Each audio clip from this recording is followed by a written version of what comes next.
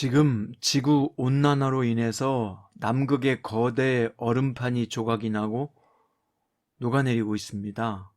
이번 주에 미국에서는 거대한 회오리 바람인 토네이도가 닥쳐와서 한 도시를 완전히 파괴했고요. 어떤 곳에서는 극심한 가뭄이, 어떤 곳에서는 때 아닌 폭우가 쏟아져서 물난리를 겪고 있습니다. 오늘은 욥기 38장 22절부터 38절이고요. 22절부터 27절까지 읽겠습니다. 내가 눈 곳간에 들어갔었느냐, 우박 창고를 보았느냐. 내가 환난 때 교전과 전쟁의 날을 위하여 이것을 남겨두었노라.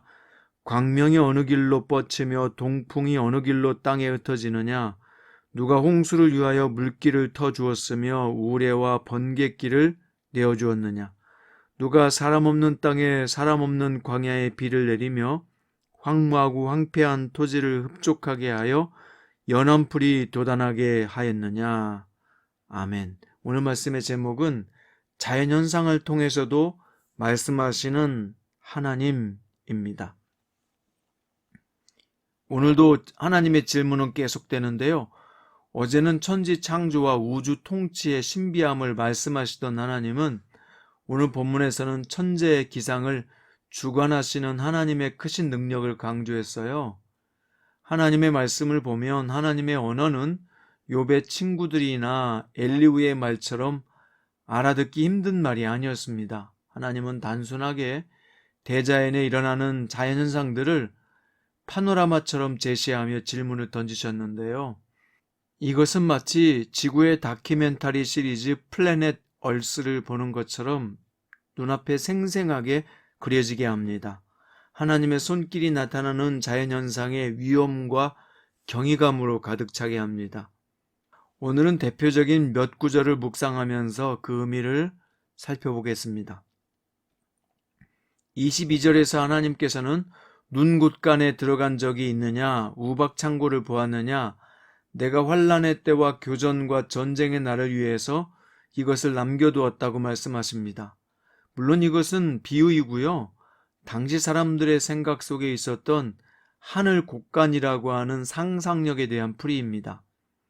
또 하나님께서 여기에서 말씀하고자 하시는 것은 비나 구름, 뇌성, 눈, 우박처럼 하늘에서 내리는 것들도 갑작스럽게 만들어 내리는 것이 아니라 하나님의 계획과 의도대로 준비되었다가 내리시는 것을 말씀하고 있어요. 성경에서는 기이한 자연현상에 대한 말씀들이 기록되어 있습니다. 예를 들어서 출애굽기 9장에서는 하나님께서 애굽 땅에 우박이 맹렬하게 내려서 사람과 짐승과 밭의 모든 채소를 다 치고 나무를 쓰러뜨렸다라고 기록이 되어 있고요. 여호수아 10장에서는 하늘에서 큰 우박덩이를 내리셔서 가나안의 연합군을 쳤다는 기록이 나오고 사무엘하 7장에서는 블레셋 사람들이 싸우려고 나올 때 여호와께서 큰 우레를 바라셔서 어지럽게 했다는 말씀도 있고요. 계시록 16장에서는 마지막 바벨론 성이 하나님의 진노로 큰 우박이 하늘에서부터 내려 재앙이 크게 임한다고 말씀합니다. 또 이어서 오늘 본문에서는 홍수, 비, 얼음, 번개와 같은 것들을 통해서 일하시는 하나님의 섭리와 통치를 설명하고 계십니다. 이것들을 통해서 우리가 알 수 있는 것은 무엇일까요? 하나님께서 이렇게 하늘에서 내리시는 우박이나 번개, 천둥, 폭우와 같은 것들을 통해서 뭔가 뜻하시는 것을 이루어 가신다는 것입니다. 이것이 하나님께서 보여주시는 이 땅의 사람들을 위한 징조가 되기도 하고요. 요즘 지구에 이상기후 현상들이 많이 나타나는데요. 이것을 통해서 말씀하시는 하나님의 음성은 무엇일까요? 물론 우리가 하나님의 의도는 다 알 수 없겠지요. 이것이 축복인지 심판인지 말입니다. 그런데 명확한 것은 뭐냐면 하나님께서 실수로 놓치거나 어쩔 수 없는 상황에서 쏟아내는 자연현상은 없다는 것입니다. 마태복음 10장에서는 하늘을 나는 참새 한두 마리가 한 아사리온에 팔리는 것도 하나님이 허락하지 아니하시면 땅에 떨어지지 않는다라고 하셨습니다. 작은 일도 우연히 일어난 일은 없다는 것이죠. 마태복음 24장에서는 예수님의 재림의 때에 일어날 징조들을 말씀하셨는데요.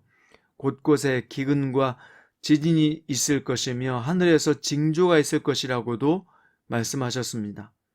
또 마태복음 16장 3절에 보면 예수님은 아침에 하늘이 붉고 흐리면 오늘은 날이 굳겠다 하나니 너희가 날씨는 분별할 줄 알면서 시대의 표적은 분별할 수 없느냐 말씀하셨습니다. 그러니까 날씨는 예상하면서 하나님께서 이 땅에 내리시는 징조는 알아채지 못하는 어리석은 존재라는 것입니다. 마태복음 10장 32절과 33절에 보면 무화과 나무의 비유를 배우라.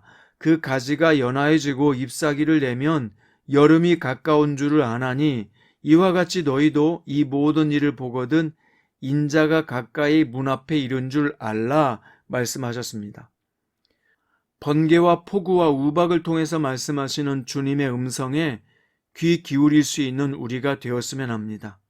특히 24절에 보면 하나님은 인간의 눈에 대한 교훈의 말씀을 하셨는데요. 해가 뜨고 동풍이 어느 쪽에서 흩어지는지 아느냐라고 물으셨습니다. 우리 눈으로는 빛의 입자를 볼 수 없고 광선의 파장이 어디서 나눠지는지 보면서도 모르잖아요. 바람이 어디서부터 와서 어디로 가는지도 알지 못하고 눈으로 볼 수조차도 없습니다. 인간이란 게 이렇게 대단해 보여도 과학 지식이란 게 이 세상의 지극히 일부만 보고 알고 있다는 거예요. 아직도 밝혀지지 않는 그런 것들이 너무나도 많이 있습니다. 왜 이런 말씀을 하시는 걸까요? 자신이 다 본 것 같아도, 자신이 다 아는 것 같아도 인간이란 근본적으로 이렇게 무지하다는 것을 일깨워 주시는 것입니다. 여러분, 누가 어리석고 미련한 사람일까요? 자신의 눈으로만 본 것을 믿으려는 사람이요, 자신이 경험한 것만 사실로 받아들이려는 사람입니다. 왜 하나님께서 보내신 구세주이신 예수님을 유대인들은 눈으로 보고도 믿지 못하고 인정하지 못했을까요? 그들은 자신의 눈과 감각과 경험만을 너무 확신했기 때문입니다. 그래서 예수님을 보고도 믿지 못한 거죠. 히브리서 기자는 믿음은 바라는 것들의 실상이요 보이지 않는 것들의 증거라고 말씀했습니다. 믿음의 눈을 떠서 보면 안 보이는 것들이 보이게 되죠. 안 들리는 것들이 들리기 시작합니다.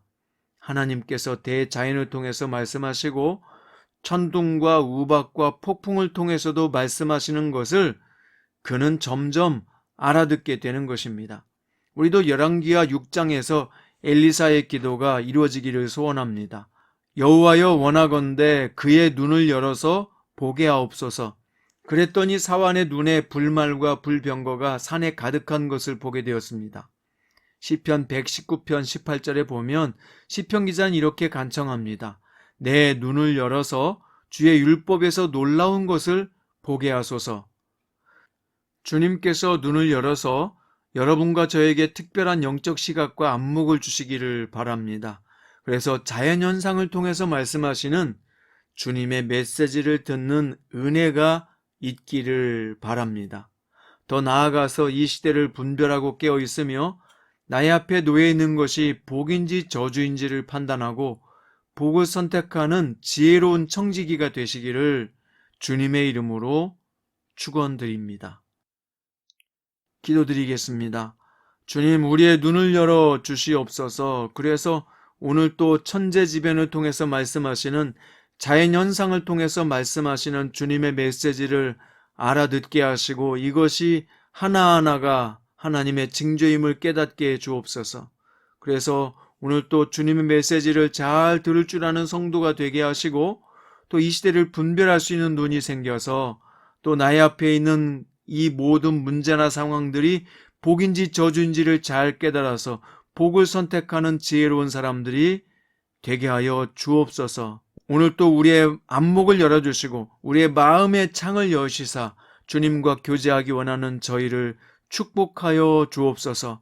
살아계신 예수님의 이름으로 기도드립니다.